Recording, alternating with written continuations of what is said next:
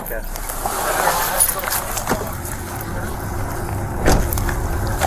It's on some chart right here that's saying the truck, there was a truck that must have backed up right here, that's here, right?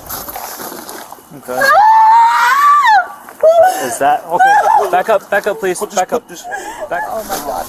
Okay, back up, please. Back up. Officers report to a seemingly routine traffic incident in Moses Lake, Washington. What no officer on scene realizes is that this encounter would be the start of a terrifying investigation, leading to the most dark and twisted body cam footage we've ever shown on this channel. But if you want justice, I already know who did it. listen to me, please. Get out of your car and come get my kid. Put him in cuffs right now. Don't say anything right now. We don't know. Dad, did you do it? Look at me. Dad, did you do it?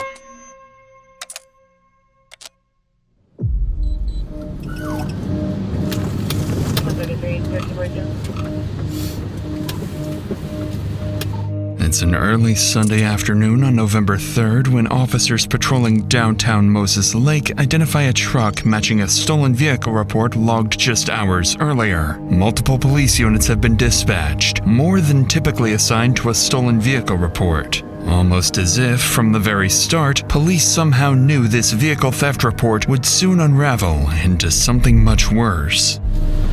145 Mac. We're slow rolled in. Parking at Porterhouse. Inside the vehicle is 27-year-old professional athlete Isaiah Thomas, the former A-star wide receiver for Eastern Oregon University, who is currently armed with a weapon. Whoa. Dude, bro. Hey, go and get out of the car. Get out of the truck, please. Here's what happened. The truck was reported stolen. Whose truck is this? You talk to me, man. It's my truck. It's your truck? Okay. Do you have your ID, registration? Just go ahead and turn it off, please.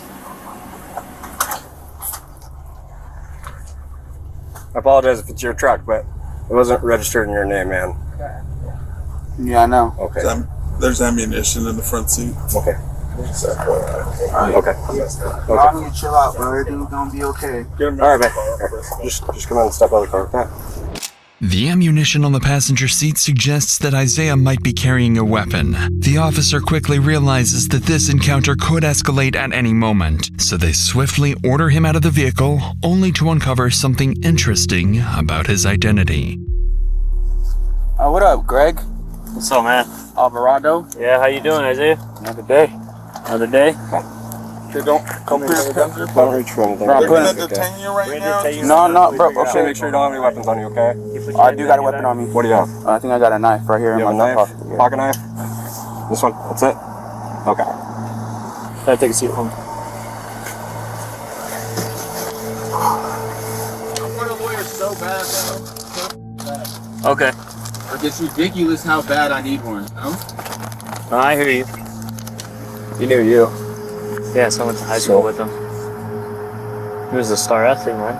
Nice. And then they started talking. It was kind of weird. Yeah, but It turns out Officer Alvarado and Isaiah went to high school together, and Alvarado recalls Isaiah as a standout football player who went on to compete at the college level. But now in front of him was a disoriented young man, barely able to focus and answer their questions in a stolen vehicle. A stark contrast to the athlete Alvarado once knew. In reality, there is a very good reason for Isaiah's odd behavior. One that Officer Alvarado will soon understand, as within minutes, Isaiah and his family will be at the center of a murder investigation, with only one question left unsolved.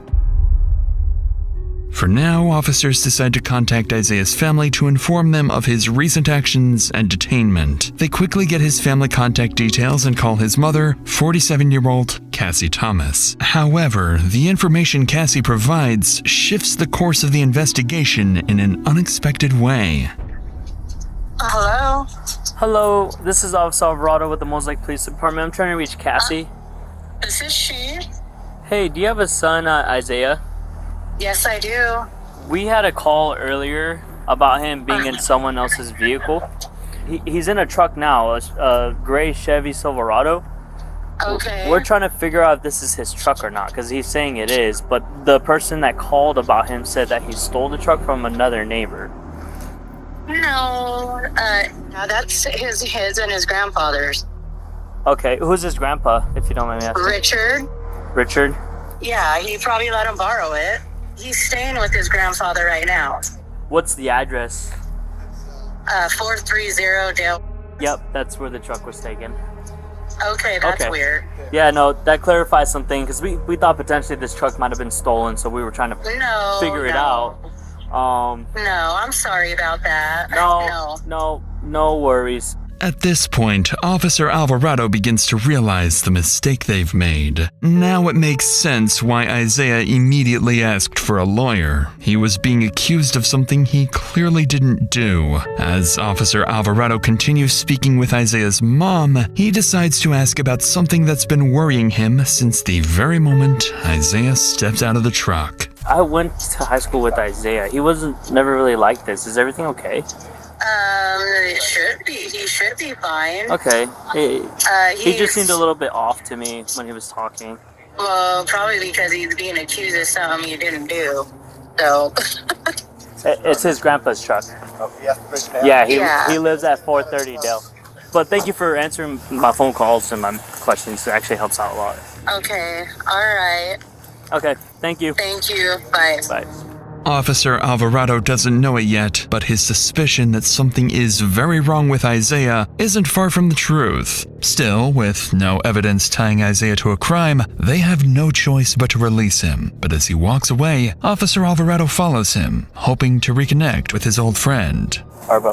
Let's walk over to the front of your truck real quick. I just want to tell you something with that right now. I know you don't want to talk about this, but it's cool. You don't have to, okay? So, you alright, man? You like off the books, do you want to talk about anything? Because I'll turn off my camera right now. We can have a conversation, bro. Like, it's just like we're at a time right now, bro. Yeah? It's a time in everybody's life, bro, where they just need to, like, really reevaluate what's going on, you know? Yeah. If you need anything, please don't hesitate to call. I'll sit down and have a conversation with you, bro. For sure. Alright? Yeah. Take care. To Alvarado, it seems Isaiah wants to say something, but he just can't find the words. For now, Isaiah gets into his truck and drives off, unaware that this won't be the last time today he'll be accused of a crime. Dispatch, can I help you?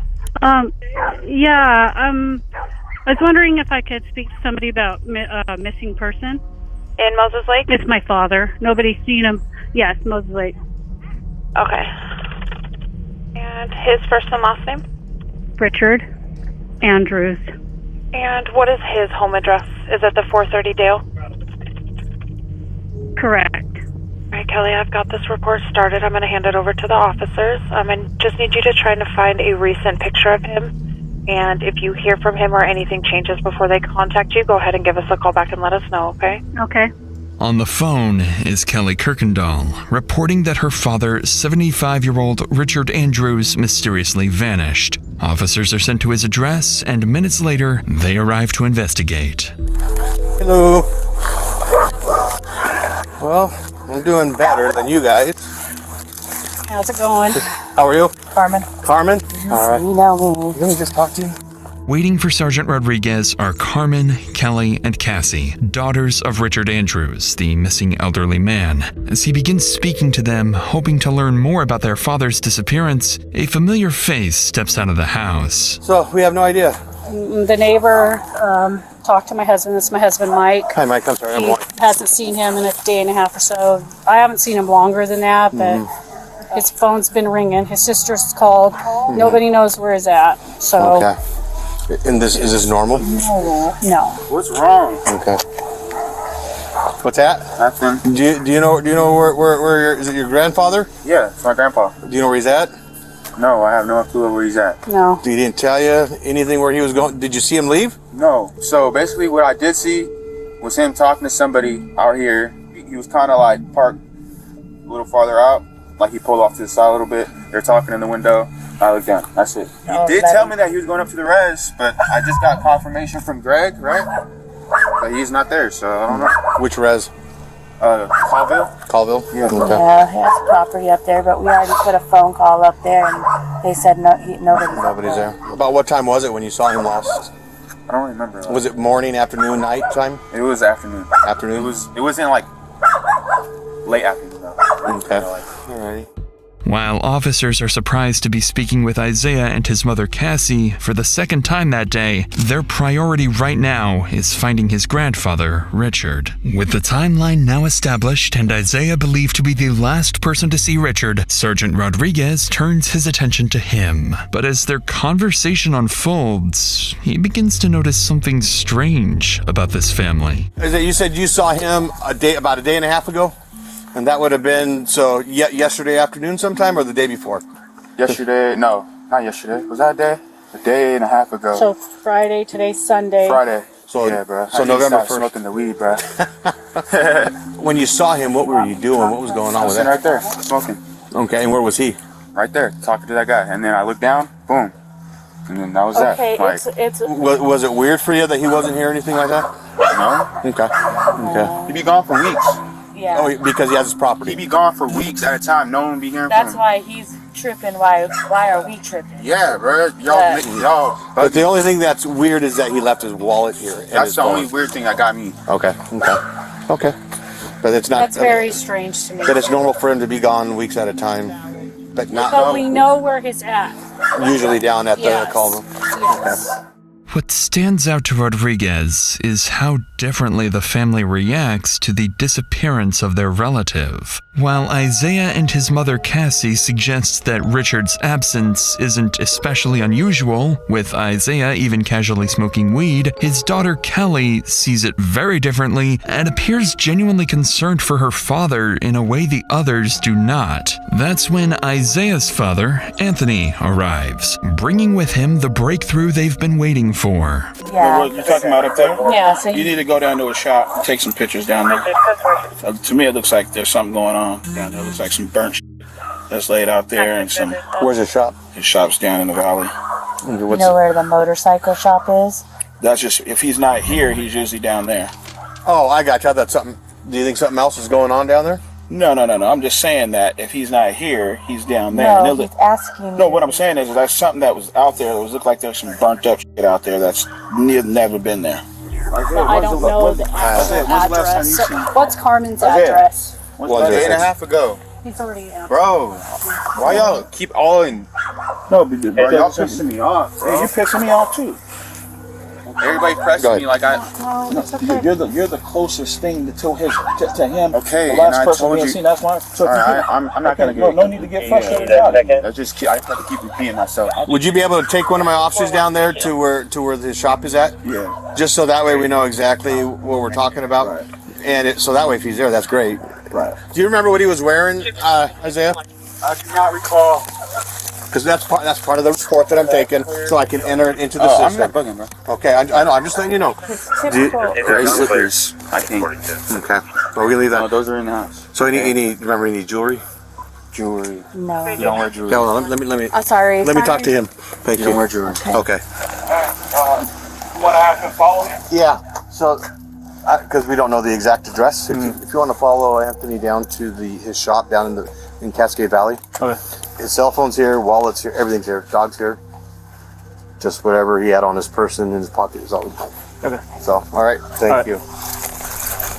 Anthony and several other family members head to the shop with a deputy, while Sergeant Rodriguez stays behind to gather the remaining details. As he does so, he takes note of the family's statements so far, and what stands out is Anthony's frustration with Isaiah. It seems like the two of them know something the others don't, as the way Anthony questions his son sounds like he's accusing him of being involved with Richard's disappearance. Meanwhile, Isaiah is being defensive, claiming everyone is overreacting reacting. His mother, on the other hand, remains calm, smiling, and at times even answering questions that weren't directed at her. Rodriguez notes the contrast in this family's behavior and steps away to drive to Richard's shop. But before he can go, Isaiah's mother would make a horrifying statement, one that would come back to haunt her. So I'll get this logged in, and then if you guys have anything, give me a call. Get out of your car and come get my kid. Put him in cuffs right now. Don't say anything right now. We don't know. Okay. So yeah, let me know. Okay. Thank you. Those statements are coming from Isaiah's mother, Cassie, as she approaches the officer just out of frame. In a sudden shift, Cassie tells the sergeant to arrest her own son, catching him completely off guard. Just moments ago, she hadn't seemed particularly concerned. Now she's adamant that Isaiah is guilty of something. It's a sharp change in behavior, one that leaves officers wondering if Cassie knows far more than she's letting on. For now, the sergeant doesn't fully understand what Cassie's implying, but in the next few minutes, her urgency will make a lot more sense.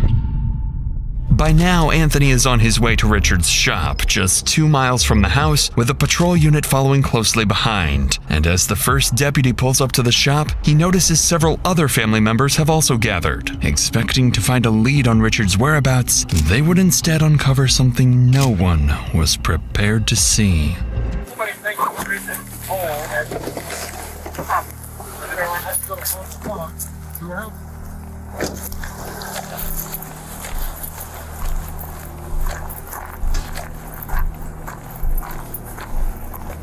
Looks on some chart right here. They're saying truck. There must have was a truck that must have backed up right here. They're saying, right?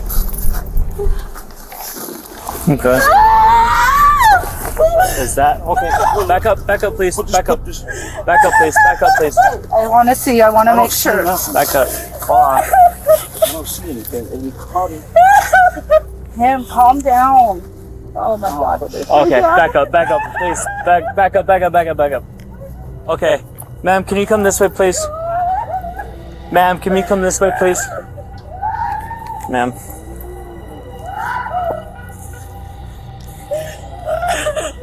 $141, Mag. I need 106 to my location.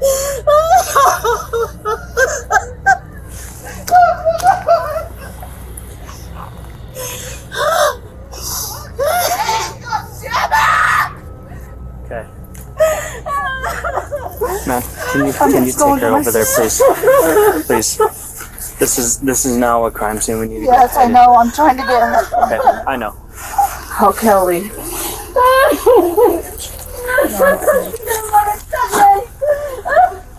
Sarge, he's buried in the ground. There's someone buried underneath the ground. Buried in a shallow grave in the front yard of his own shop lies the dead body of 75-year-old Richard Andrews. Richard's daughter, Kim, is the first to see him. She recognizes her father immediately, revealing part of his leg with the same jeans he always wore. It's a horrifying discovery for them to make. Even the deputy is shaken and unable to control the situation on his own. But as he observes the family, something about it feels off. By the time he arrived, the family had already begun digging, and within moments of uncovering Richard's body, they started pointing fingers, fixating on the one person they're convinced is responsible. I'm not moving right now. I can't. Okay. Don't touch me. Do you want me to help you? No. Don't touch me. Okay. I knew this was going to happen. That was it. His son, my sister's son that's at their house right now, did it. And the gun's probably on the bed. It's a rifle that's laying in my mom's bedroom on the bed. He has mental illness. So we're having the county respond, okay? And their supervisor is going to come, and they're probably going to set up a containment, okay? Please, I just ask that you guys try to cooperate as much. I can't make any promises. No, we're not leaving. Okay, well, ma'am. I'm not calling him here right now. Is somebody over there getting that little psychopath? Hold on. If you want to do what's best for No, what I want to Richard do right now. is go to my Okay? dad's house. I just need you and guys. do something. Please don't. Okay? I just need you guys to at least try to have some understanding. Okay? And I want you guys to listen. To the officer's surprise, Kim doesn't hesitate to blame her nephew, Isaiah, despite there being no direct evidence linking him to what happened here. Shaken and unsure how to handle the situation, the deputy allows the family to remain at the crime scene even after the body is discovered. Then, 2 minutes later, Sergeant Rodriguez finally arrives, stepping straight into the chaos. He tries to regain control of the situation, but it doesn't take long before he loses his patience. Where are they at? He's under there. Okay, we didn't touch it, did we? They touched it when I was coming up here. They were touching it. Ma'am, let's get away, please, ma'am. Ma'am, we need a preserve, okay? Come on. We need to make sure that we do this, okay? I'm right here. You want my hand? No. Okay, I'm sorry. Yeah. Stand over here, please. We have green cards. And then it looks like there's some stuff burned. Okay. We need everybody, please. We need everybody back, please, okay? Ma'am, we do need everybody out of here. If you want, we need to preserve this, okay? I get it, you're upset. But if you want justice... I already know who did it. Listen to me, please. I know you know. Yeah. We need other things to make this work. Please. Despite Kim's certainty, officers aren't yet convinced that Isaiah is their killer, because as they inspect the scene closer, something else stands out. Something that starts to point to someone very different. Burnt debris is scattered across the grass, clear sign that something had been intentionally destroyed. But the cover-up goes even deeper. The section of lawn where Richard was buried had been cut out, replaced, and even watered afterwards, an effort to make the yard appear completely untouched. For investigators, it's still unclear whether Richard was murdered here or only his body was dumped. To find out, they need to search his shop, standing just a few feet away. Sheriff's office, make yourself known. Come out with your hands up.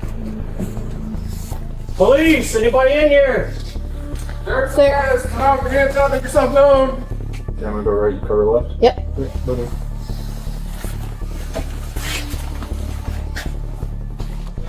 You want to bump up to that door?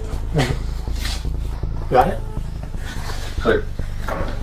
Up ahead is Richard's shower, and strangely, the deputy notices it appears to have been recently used, suggesting the killer may have been here only minutes earlier. Officers then continue clearing the rest of the shop, finding no signs of a struggle. Nothing to suggest Richard was killed here, so they shift their focus to securing a search warrant for his house, a search that would end very differently. As officers begin to regain control of the chaotic scene, Richard's daughter Cassie arrives, the same woman who had told the sergeant earlier to arrest her son, Isaiah. Why she accused him before the body had even been discovered is now a question detectives need to answer. But first, they have to break the devastating news to her. Yeah, we can't. I know. I'm sorry. I need to see. No, we can't. We're gonna. I just need to see. Just go around now.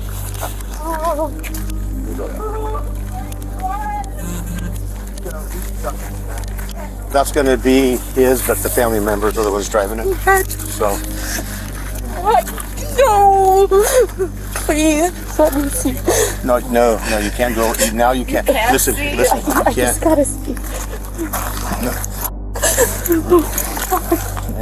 Anthony, we can't cross. Look over the I know truck. I'm not gonna go across the line. She just wants to look over the line. She won't go past the line. I'll make sure. Look by the door. Please. By the door. By the door. Okay. Naturally, Cassie is distraught, not only because her father is dead, but because she suspects her own son may be responsible. For now, officers continue securing the scene and prepare to send Richard's body for autopsy. But as they do, they begin to overhear the family frantically talking amongst themselves, and what they're saying would suggest the situation is only escalating, because someone else might be about to get hurt. Right, we have one that's confirmed in a shallow grave. Do not start talking, please. Don't say anything. Just be quiet, please. You know what's going on. It's over there already. I get it, but I've heard everybody, but we need things to figure out. 106 Mac, we need units down at 430 Dale. Ma'am, please. I can't get out. You guys are behind me. We're gonna have to leave the truck here for now. Please. Where am I supposed to go then? I just want you to walk that way, please. 145 background clear. Hey, David. And there's 106 name. 106 Mac. I have the father heading down to 430 Dale, and possible suspect is there, and it might not be good. According to Carmen, Anthony is furious and already on his way back to the house, convinced his own son Isaiah is responsible. He's just seen the body of his father-in-law buried in the ground. So what he does next is completely unpredictable. Multiple units are quickly sent to the house, racing to get there before Anthony confronts Isaiah. Minutes later, officers make it to the house just seconds ahead of Anthony, who is right behind them, along with the rest of the family, all demanding answers.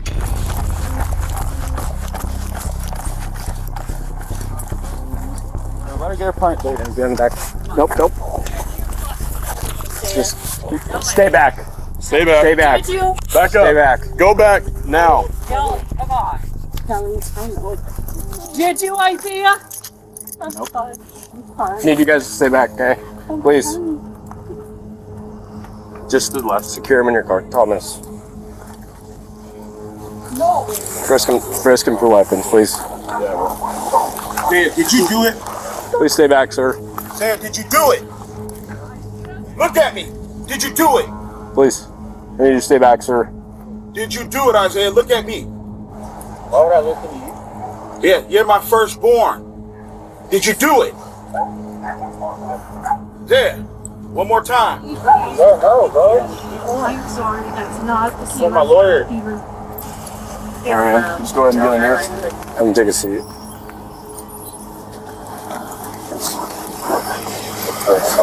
Close the door. Here's the deal. That's family. Okay. One of their family members on deceased, right? Yeah. So they came down here to confront him because they think he did it. Yeah. The only reason he's in cuffs right now is we don't. I thought he was like the suspect. No, we don't have PC or reasonable. Right now he's in there because they think he did it. We need to keep them separated. Okay? Okay. Got it? Cool. For the second time today, Isaiah is accused of a crime. Only now it's something far more serious, and the accusations are coming from his own family. They stand by, watching as he's taken into custody, convinced the case is now solved. But what officers are about to uncover would complicate everything, revealing that no one in this family can truly be trusted.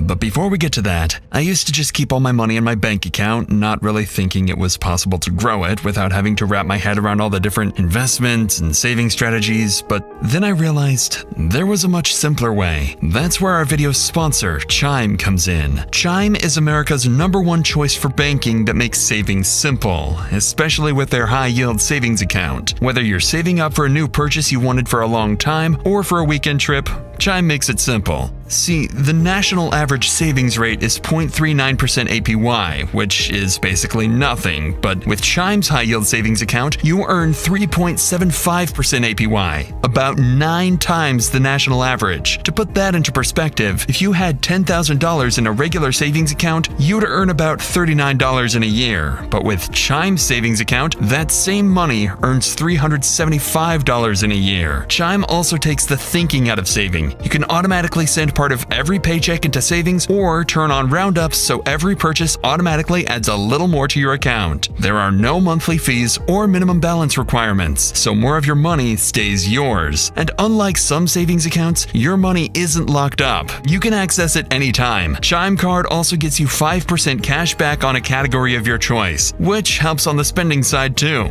And you can switch your category every month if you want. Right now, Chime is offering a $200 bonus when you open a new Chime checking account through my link, chime.com/DrInsanity, or just click the link in the description below, or scan the QR code on screen. With that said, let's get back to the video. While Isaiah is transported to the Grant County Jail on probable cause, police continue speaking with the rest of the family. But by now, Richard's daughters are too shaken to talk. So investigators turn to his son-in-law, Greg, one of the first to discover the body. And they're about to learn that he has vital information that would begin to piece together this meticulous murder. So let's start from the beginning. How do you know the guy who works on the shop out here? Richard is my father-in-law that I married one of his daughters last year. Okay, so he is your current father-in-law. He is my father-in-law, and we live across the street. Okay, so you're pretty close with him. I was very close to him. Okay, what do you think happened? I think that there may have been some type of transaction at Richard's house with Isaiah.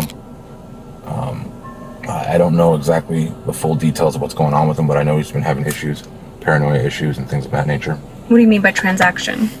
Like an altercation? Yeah, what I think is Richard's, he's old school. He's not into the whack of tobacco or the marijuana. And I think maybe he confronted him. Somebody said something about the tarp that you saw.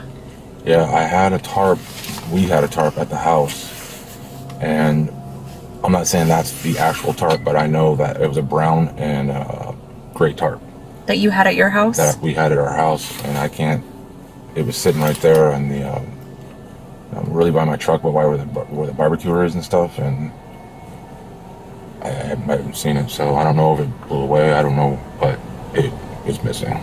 And sure enough, when the family began digging, they discovered Richard's body had been fully wrapped in a brown and gray tarp. With that tarp belonging to Greg, it now raises two possibilities. Either he just incriminated himself, or whoever did this used it specifically to frame him. And Greg has his own theory about who may have set him up. Isaiah's been acting pretty strange lately. You've met Isaiah? Yes. Has he ever been to your house? Yes. Okay. And the last time he was there, he was super paranoid about everything. Does he drive Richard's truck very often? Everybody drives Richard's trucks often, to be honest with you. Okay.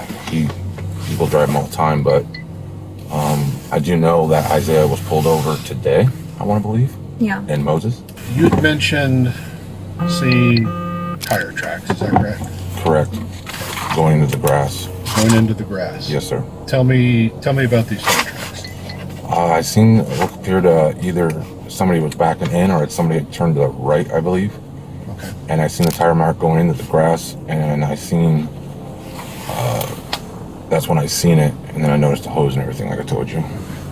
Is it common here on the property for vehicles to go into the grass? Negative, he never goes on that grass.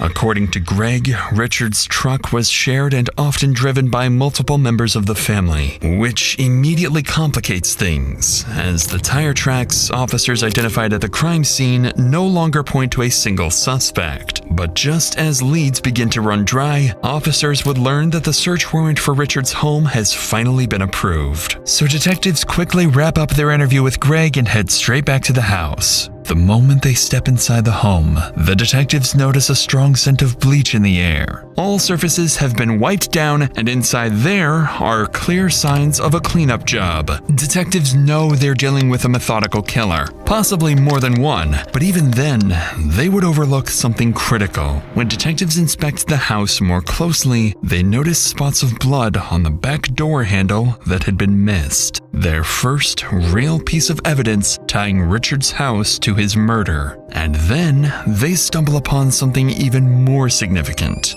A knife hidden in the living room, still in its sheath, marked with visible red stains. Whoever tried to erase what happened here didn't manage to get rid of everything. With the scene processed, all evidence sent for forensic analysis, and the family dispersed, the focus now shifts to the man back at the station. Since his arrest, Isaiah has refused to cooperate, but now as officers return to confiscate his clothing, they're about to discover the most crucial piece of evidence may have been right in front of them all day.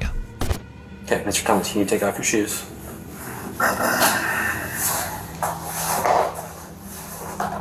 And then take off your sweatshirt. Bruh, it's hell cold. Okay, I'll try to get you another blanket. You got 2 blankets there. I'll try to get you another one. Oh,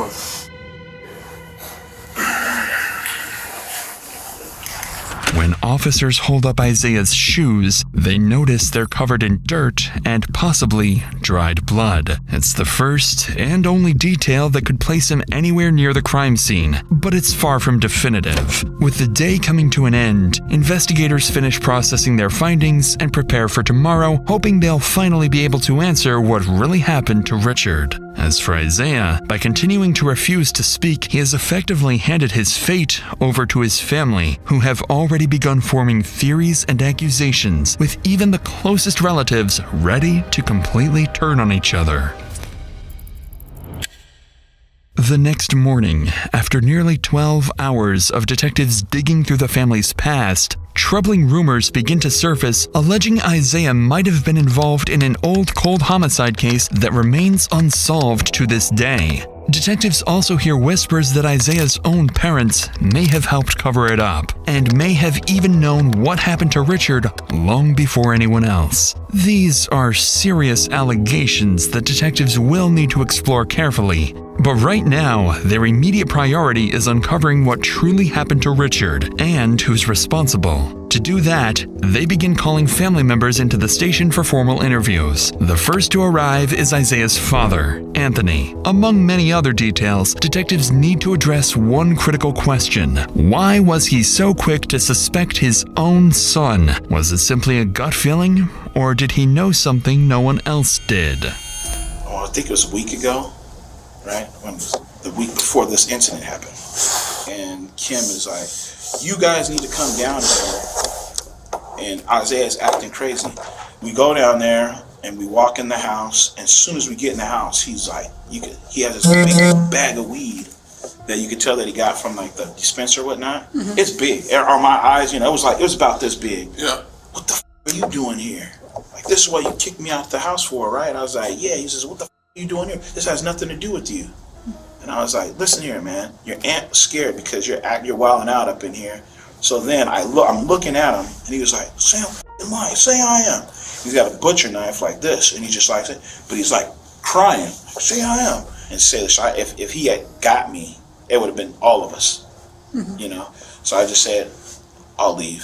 Where did I mess up, as a father? Did I do something wrong? Like, what did I do? Because this is not you. And he was just like, you're the best dad ever, man. I couldn't ask for a dad, man, better than you, man. It's kind of like, you did everything right. You're a great dad, man. And then Kim's like busts out crying, and then he's just like, get the out of here, motherfucker, before I kill you.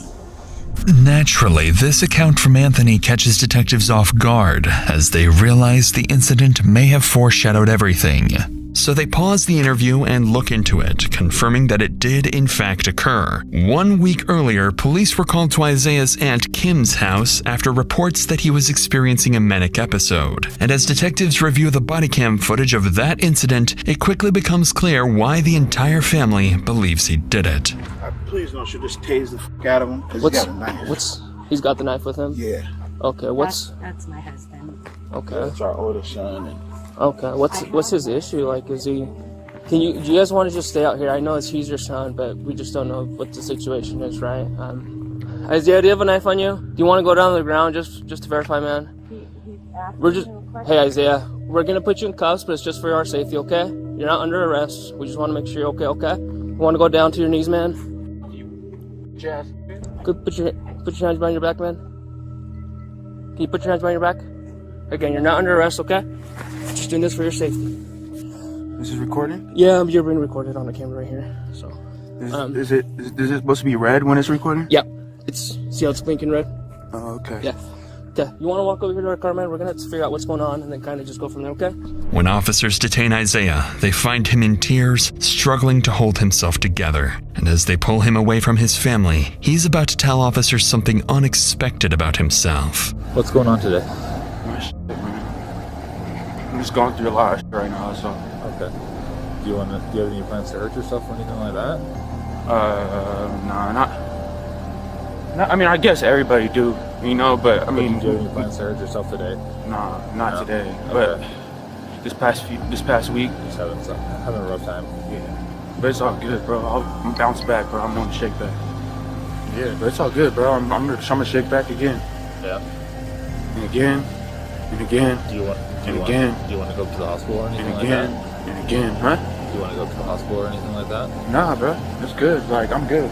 So what was the deal with the knife? I got a swisher in there. It's a blunt, basically, and I use a knife and I split it. Okay. To take out the tobacco to put my weed in. Okay. At first. Okay. But then me and my aunt started arguing and that knife was on the table, so. And you just had it already? It was already there. And we started arguing. I wanted to leave, but she just. It's not that big of a deal. I was a good person, bro. No one said you're not a good person. I've never met you. I'm just saying, bro. Like. And what happened? Life, bro. Clearly, there is sympathy in the officer's voice as he realizes the man in front of him has been dealt a very difficult hand in life. And although Isaiah downplays the incident, in hindsight, it would read very differently. Because perhaps this was the last and only time something could have been done to prevent the tragic fate of Richard Andrews. After analyzing the incident and forming a clearer picture of Isaiah, detectives return to finish their interview with Anthony. Through his account, it becomes clear he believes Isaiah's issues stem from two factors: prolonged marijuana use and repeated head trauma from his time as a wide receiver, a position notorious for heavy hits and brain damage. Anthony also goes on to clarify crucial details about his son's mental state, making it evident that his initial suspicions of Isaiah were rooted in his son's increasingly unpredictable and volatile behavior. So with Anthony's perspective now on the record, the interview comes to an end and detectives move on to Richard's daughter, Kim, the person who found the body. Kim goes on to explain why she immediately suspected her nephew Isaiah, pointing to his history of violent psychotic episodes, including pulling guns and knives on family members, as well as his white vans covered in dirt, something she says is highly unusual for him. Notably, she ends the interview by saying she fears that if Isaiah is ever released, he will do it again. With the case against Isaiah growing stronger by the minute, detectives then shift their attention to two more family members, Richard's daughter Chrissy and her partner Floyd. Unlike everyone else, these two family members are about to become Isaiah's best and perhaps only chance of shifting how detectives view Isaiah's role in all of this. It's hard to kind of start this off, but as far as it would have been your father, right? Yes. So I find out that they find my dad buried in the back of his shop. I already knew. I told them, why are you letting that motherfucker stay at my dad's house? You know he's gonna kill him. So I know you have questions for me, and then obviously I have questions for you, and I think they're both geared around the same. When I got there, bro, it was weird. Weird. And I'm like, man, something's not right. So I left, and that's when I told her and explained it to her. I even knew something was wrong before he had this episode. I said, something's not right with this kid. Hey, you guys might want to be careful. Sure as soon as we leave, all hell's break loose. Explain to me now the background, how you knew something weird was going on with Isaiah. Because prior to this, he was staying with us. And I'm not exactly sure what happened, but he starts a conversation with my son. He pulls out a pistol from his drawers. Isaiah, okay. Sets it down. I got back hold of my sister Cassie, and I said, you know that boy is sick. He's beyond therapy. He needs fucking help. Like, he needs to be medicated.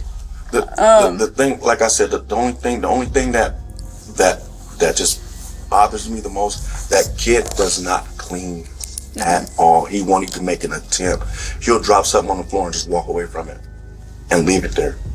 And usually I'll even ask, hey, where's Richard? Because I'll say hi to him. But for some reason, it's just the atmosphere was just, I'm like, all right, something's wrong. So I got on the phone with her and I'm like, oh, he's still wigging. He's wigging hard. And I said, your sister's tripping. I said, your sister acting like she's scared to death.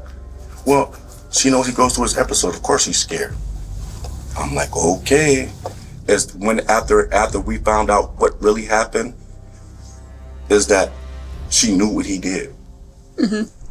At this point, detectives begin to realize Chrissy and Floyd aren't just angry at Isaiah, they also hold his mother accountable. And the couple's suspicions align with detectives who still can't explain why Cassie asks them to arrest Isaiah before the body was even discovered. So with all of this in mind, detectives would ask them both point blank who they believe is truly responsible for Richard's death.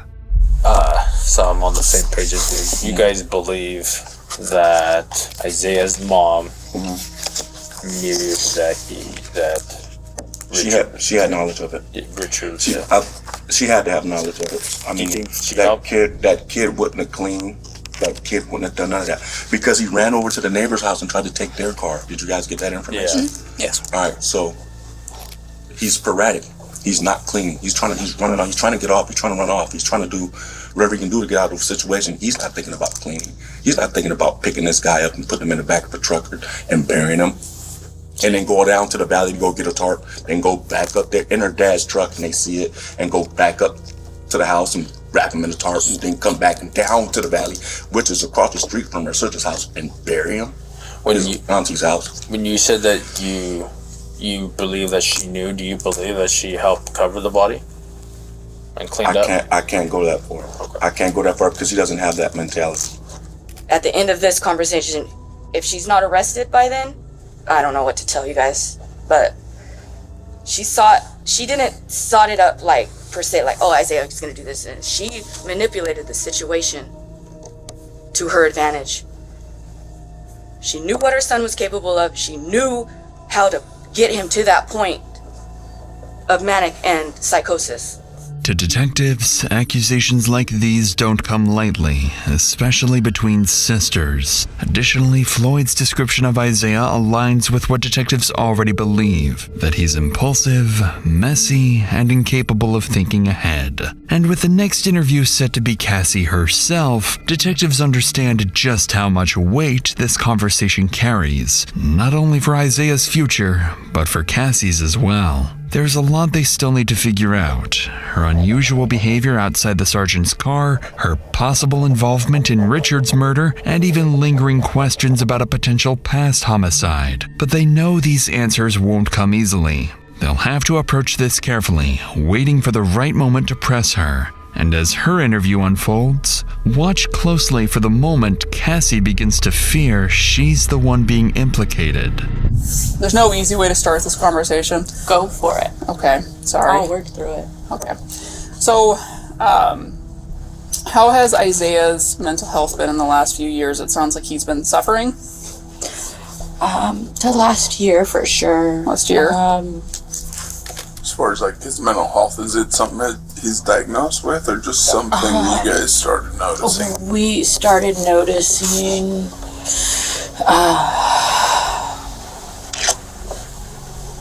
I'm trying to remember everything. October, it was before October of 2023. So back for around I believe that's when he started smoking, and he didn't want to work. He didn't want to do that type of stuff, and we kind of were like, well, he's going through it. You know, he's done playing football, and that's something he's done since he's 5 years old. You know, big life change. Oh yeah, no school, no schedule, no workouts. Clearly, Cassie appears emotional, possibly even carrying a sense of guilt as she speaks about her son. Beyond that, nothing about her behavior stands out to detectives as suspicious. But as the interview continues, she begins recounting the same incident at Chrissy's house, where some noticeable differences between her story and the rest of the family starts to emerge. I knocked on the back door. She doesn't keep her back. She uses it for her front door, but it's just... And I walked in, and my son's sitting at her little kitchenette table there. There's marijuana all over, a big bag, some paraphernalia. But he's sitting there with a knife. And I walk in, I was like, hey son, what's going on? what are you doing here? I said, well, what's going on with you? Is everything okay? And he didn't see my husband. His dad came in behind me, and he's seen his dad, and instantly he's pissed. What the are you doing here?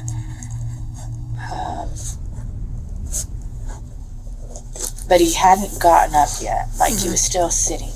Where's the knife in perspective? Like, and he's sitting and he has it in his hand. He's not. Is he like you're doing right now? So Yeah. he's just sitting back in the Yeah, chair? he has it, and he's like, what are you doing here? And we're still kind of standing at the door, and when he seen my husband, he got even more pissed. Who effing called you? What are you doing here? My husband looked at me, and he stood in between us, and he said, get out of here, and go call the sheriff now. While retelling the story, Cassie appears far less disturbed by the incident, despite it involving her own son. She also seems reluctant to discuss the part where he threatened her husband's life. So after a few hours of letting Cassie speak freely, allowing her to settle into the role of the victim, detectives would finally begin to push back, starting with one detail that would clearly catch her off guard. And I don't mean this question in anything, but obviously, like, at this point, I can only see certain things. Did you guys explain all of that about him pulling the knife on Anthony to the deputies? Yeah. Okay. And dispatch, too. And dispatch, She too. said, don't go back in there. Mm-hmm. But I get why they're angry with me, too. You know, that's my son. And they don't think I did anything to try and help him. And I think most of it is emotions are going to be high right now. And They'll never talk to me again. I already know that. And they've made other threats. They've also said other things too.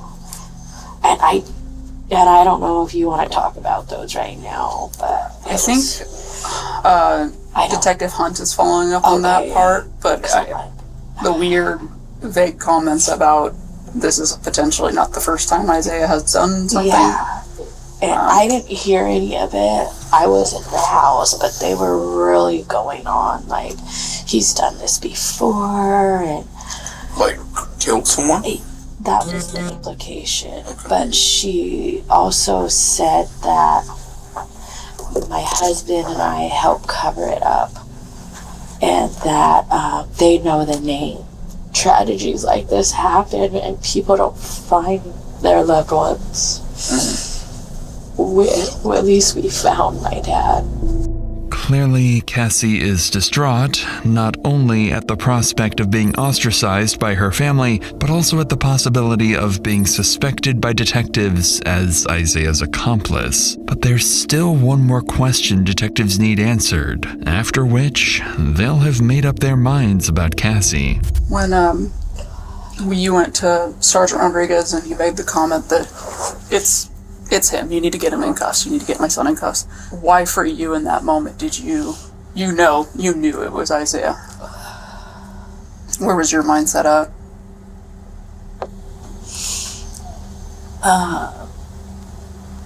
I know I'm asking you to explain like a gut instinct. It's I just was just the things he kept saying, like, you guys, why are you pressing me? He's like, he's gone all the time, weeks at a time. I said, how long has it been since you've seen him? And he's like, a day and a half. So you've got kind of every other family member that's here that's worried and everything like that, and his response didn't seem to match your guys's. Right. You just know. You feel it. It's just like, then I'm like, he has to get handcuffed. He has to go to jail. You know, I just felt it. And I'm his mom, you know, and I'm not in denial. And I do think, personally, you did the right thing. I think you handled everything as best as anyone could, as best a parent could. And I don't think that me saying that's going to bring you any comfort, but I do believe it. Despite her unusual behavior, the detective appears to take Cassie at her word, believing she may be genuinely innocent. Her family, however, remains unconvinced. After wrapping up this and several other family interviews, investigators find themselves between a rock and a hard place. So far, there's no concrete evidence that Chrissy or anyone else was involved. In fact, at this stage, there's barely enough to definitively prove Isaiah's involvement. So Isaiah remains in jail, hoping that with the right lawyer and no further discoveries at the house, he might still be able to walk away scot-free. 1 week passes before the case finally sees an update, but it's not the one investigators were hoping for. The autopsy results have just come in. According to the coroner, Richard died at his home from a severe knife wound to the neck that resulted in significant blood loss. He also showed signs of blunt force trauma to the head, along with bruising around both eyes. His body was then dragged out and later buried in a shallow, tarp-wrapped grave at his own shop. But even with these horrific findings, it says little about who was responsible for Richard's death other than suggesting it was someone deeply disturbed. And with every passing day, both detectives and the family begin to fear that the person or people responsible may never face justice. More than 2 months pass, and the case begins to stall. But then, investigators catch a break. They receive a major update from the jail where Isaiah is being held. So detectives rush over and meet with one of Isaiah's fellow inmates who has some very interesting information to share. We're both detectives with Mostly PD. First off, we're not here for your case. You're not in trouble or anything like that. This is about a different case that we wanted to talk to you about. With Isaiah Thomas, how does he act in there? Crazy. He's kind of like out of his mind. Yeah. What kind of stuff does he do? He bangs on the door, and then he starts screaming blood, blood, blood all night, and he doesn't let us sleep at all. Okay. So all night he's keeping people up. Yeah, he is. Does he piss people off there? Yeah, he does. Okay. What have you heard as far as like his case? Well, that he killed his grandpa. Yeah. That he let his throat open. Okay. And that before he killed him, that he asked him if he believed in God. Oh, really? Yeah. What did the grandpa say? That he did. Okay. And then he just did it. Did he say why he killed the grandpa? Yeah, he was his grandpa was him. Oh, really? Yeah, since he was a little kid. Okay. Yeah. When he killed him, was grandpa trying to do something to him? Nah. Is this just he had anger towards him or something? Yeah. Okay. Sure enough, what the inmate describes aligns with key details from the autopsy, particularly the fatal wound. But even then, investigators can't be certain. The inmate could be telling the truth, or saying whatever he thinks will benefit him in hopes of a reduced sentence. But that uncertainty would soon come to an end with an update from Isaiah himself. 2 weeks after speaking with the inmate, in early February, Isaiah pleads guilty to second-degree murder and unlawful disposal of human remains. On March 10th, he is sentenced to a maximum of 20 years in prison, along with mandatory mental health treatment and no contact orders involving several family members who cooperated with the investigation. As of now, no other family members have been charged, with law enforcement ultimately concluding this was a solo actor homicide, dismissing any allegations of parental involvement. And as for the alleged prior homicide, police have so far found no evidence linking Isaiah to any unsolved cases.